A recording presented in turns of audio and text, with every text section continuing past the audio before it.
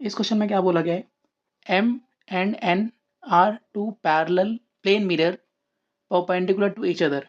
ये जो हमारे पास M है ना, ये एक मिरर है, ये जो N है ये एक मिरर है, और इन दोनों के बीच में कितने डिग्री का एंगल है, 90 डिग्री का, मतलब परपेंडिकुलर है दोनों।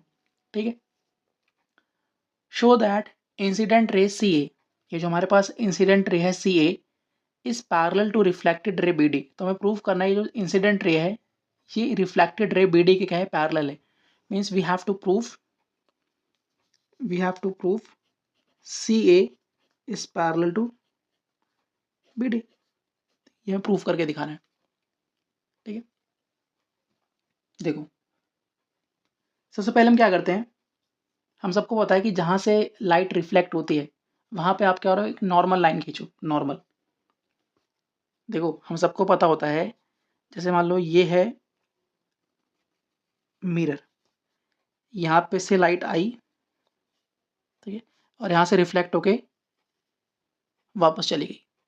तो जहाँ पर लाइट टकराई और जहाँ से रिफ्लेक्ट होके जा रही है, अगर वहाँ पे आप एक नॉर्मल लाइन, एक परपेंडिकुलर लाइन ड्रॉ करते हो, तो उस परपेंडिकुलर लाइन के साथ इंसिडेंट एंगल जो बनेगा और उस परपेंडिकुलर लाइन के साथ रिफ्लेक्टेड रे जो एंगल बनाएगी, ये हमेशा क्या होते हैं, बराबर होते हैं। मतलब एंगल आई जो होगा वो एंगल आर के क्या होगा, बराबर होगा। ठीक है, ये साइंस में आपने पढ़ा होगा।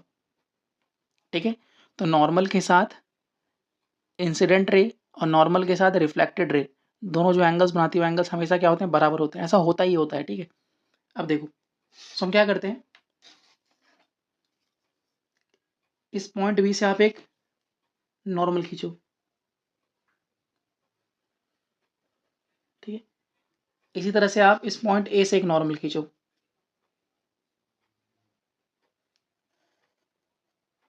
ठीक है,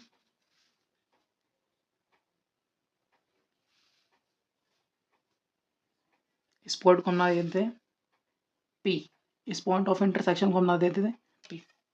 ठीक है, अब आप मुझे सिंपल सी बात बताओ, अगर इस वाले मिरर के परपेंडिकुलर आपने लाइन खींची, सो क्या ये लाइन इसके पैरेलल होगी कि नहीं होगी, होगी भाई, क्योंकि क्योंकि देखो ये मिरर और ये मिरर आपस में कैसे हैं, परपेंडिकुलर है।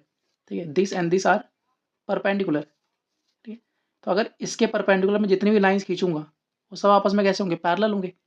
ठीक है, इसी तरह से ये लाइन जो है इसके परपेंडिकुलर ये है, अब इसके परपेंडिकुलर में कितनी भी लाइंस खींच दूँ वो सब आपस में क्या होंगी, पैरेलल होंगी। तो इसी तरह से ये वाली लाइन इस लाइन के पैरेलल होगी और ये वाली लाइन इस वाली लाइन के पैरेलल होगी। ठीक है, और ये दोनों दोनों नॉर्मल जहाँ पे इंटरसेक्ट करेंगे वो कितने डिग्री का एंगल होगा, 90 डिग्री का, है ना भाई। ये लाइन और ये लाइन आपस में परपेंडिकुलर होंगे कि नहीं होंगे, बिल्कुल होंगे। समझ में आया कि नहीं आया। ठीक है, अब देखो, देखो ये हमारा पॉइंट ऑफ इंटरसेक्शन था, ये हमारा नॉर्मल था। तो इस एंगल को एंगल 1 मान लेते हैं, इसको एंगल 2 मान लेते हैं, इसको एंगल 3 और इसको एंगल 4। तो हम सबको पता है कि जो एंगल 1 होगा वो एंगल 2 के बराबर होगा और जो एंगल 3 होगा वो किसके बराबर होगा, एंगल 4 के। ठीक है, अब इसका रीज़न पता है ना, क्योंकि जो इंसिडेंट रे होता है, क्योंकि जो इंसिडेंट रे होता है, इंसिडेंट रे जो होता है वो आपको इक्वल होता है रिफ्लेक्टेड रे के।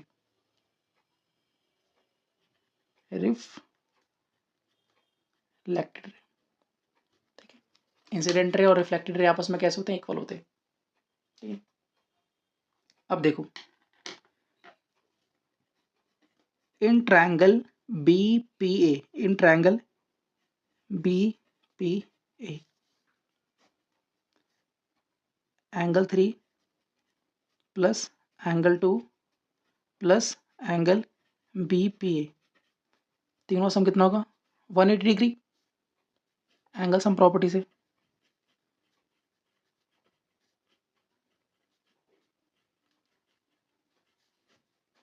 ठीक है, angle 3 plus angle 2 plus B P A की वैल्यू कितनी हमारे पास, 90 degree, 90 degree equal to 180 degree. तो यहाँ से बताओ एंगल 3 प्लस एंगल 2 की वैल्यू कितनी आएगी, 180 डिग्री में से 90 माइनस करोगे तो 90 आ जाएगा। ठीक है, अब देखो मुझे पता है कि एंगल 3 जो है वो एंगल 4 के बराबर है और एंगल 2 जो है वो एंगल 1 के बराबर है। सो क्या मैं 3 की यहाँ पे 4 नहीं लिख सकता और क्या मैं 2 की यहाँ पे 1 नहीं लिख सकता? इनका विषम कितना आएगा, 90 आएगा।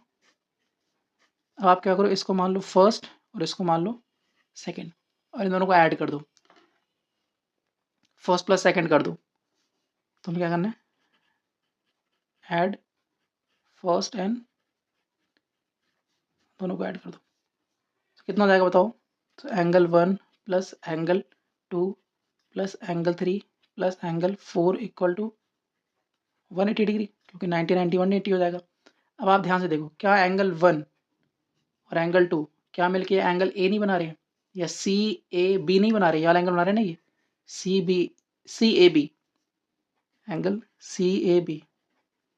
एंगल 3 और 4 मिलके कौन सा एंगल बना रहे हैं, angle D B A, angle D B A equal to 180 degree. So therefore जो ए सी हो जाएगा वो पैरेलल हो जाएगा, ठीक है, because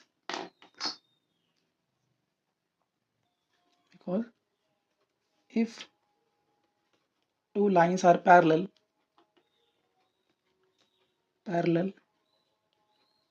then sum of co-interior angles is 180 degree. समझ में आया कि नहीं है? देखो इधर खुद देखो, मुझे इस लाइन और इस लाइन को पैरेलल शो करना था, ठीक है, ठीक है। अब देखो, अगर इस वाले एंगल और इस वाले एंगल का सम 180 डिग्री है तो 100% दिस लाइन और this line will be parallel.